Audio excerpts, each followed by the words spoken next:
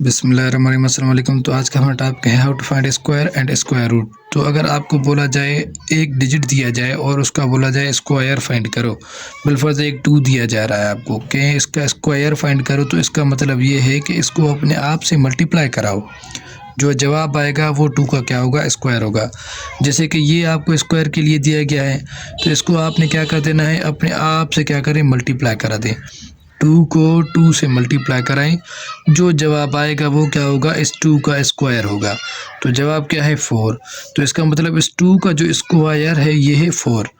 इसी तरीके कार अगर आपको बोला जाए ये 3 है, इसको स्क्वायर फाइंड करें, तो इसका स्क्वायर का मतलब है जो भी डिजिट दिया आपको दिया जाए उसको अपने आप से मल्टीप्लाई कराओ, जो जवाब आए वो इसका क्या होगा, स्क्वायर होगा।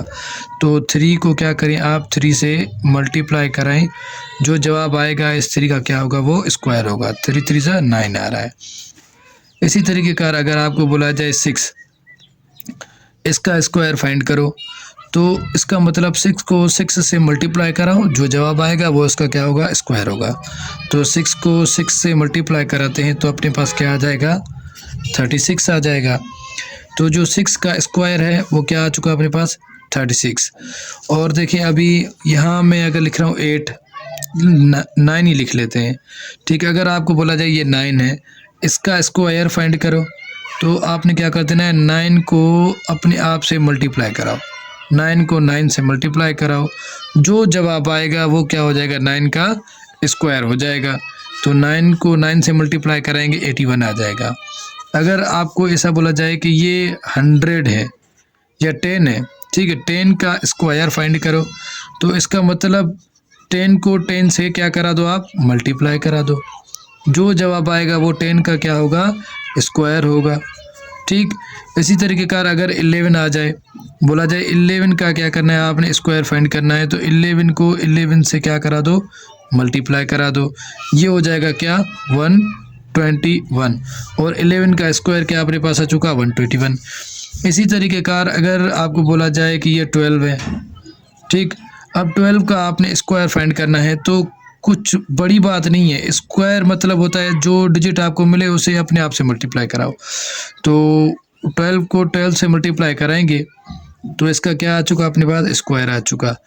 माजरत से अगर मैं स्क्वायर और स्क्वायर रूट बोल रहा हूँ तो आप समझ लीजिए कि इसका स्क्वायर ही बोल रहा हूँ, ये स्क्वायर का टॉपिक चल रहा है फ़िलहाल। तो 12 का स्क्वायर क्या आ चुका, 144 आ चुका। इसी तरीके का आपको जो भी डिजिट मिले और बोला जाए कि इसका स्क्वायर फाइंड करो, तो उसको अपने आप से मल्टीप्लाई कराओ, उसका स्क्वायर फाइंड हो जाएगा। जैसे 15 है और 15 को क्या करेंगे हम, 15 से मल्टीप्लाई कराएंगे, तो ये क्या बन जाएगा, इस 15 का स्क्वायर बन जाएगा। तो यहाँ आ जाएगा 225।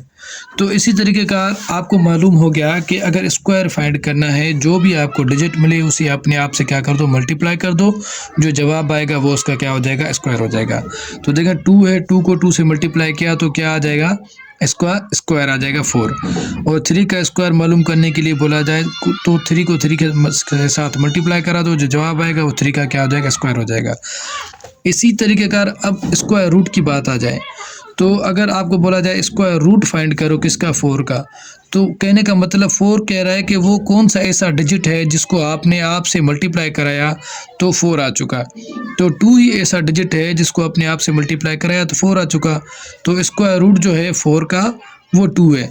और 9 भी ऐसा ही बोल रहा है कि वो कौन सा डिजिट है जिसको अपने आप से मल्टीप्लाई कराया तो 9 आ चुका, तो 3 है।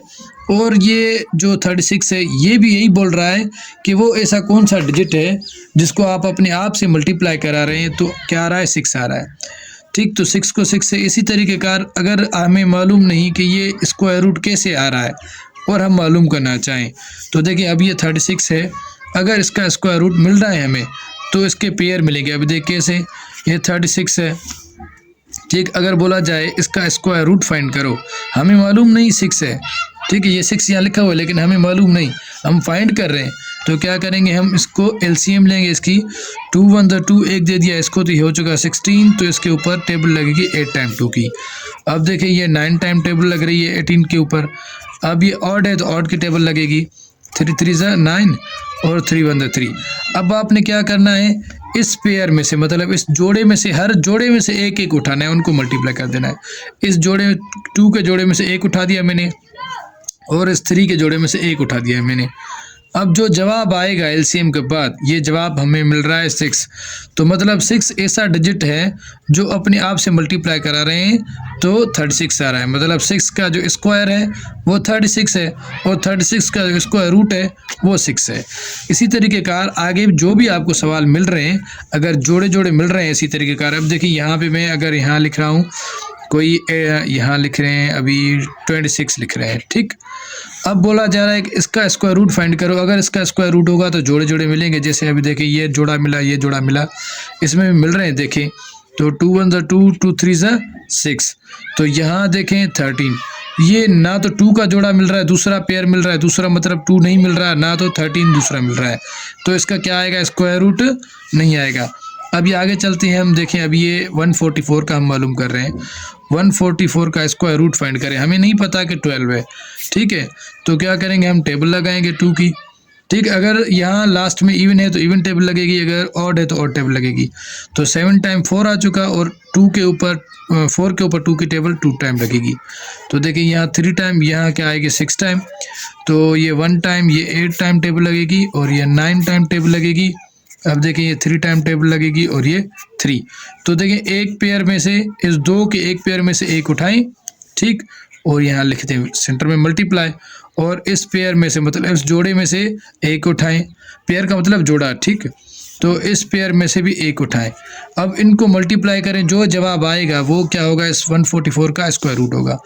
2 2 4, 4 3 12, तो इसका जो स्क्वायर रूट आ चुका 144 का, वो आ चुका 12। तो यहाँ पहले लिख लिया है, 12 का स्क्वायर क्या है, 144 है, और 144 का जो स्क्वायर रूट है वो 12 है।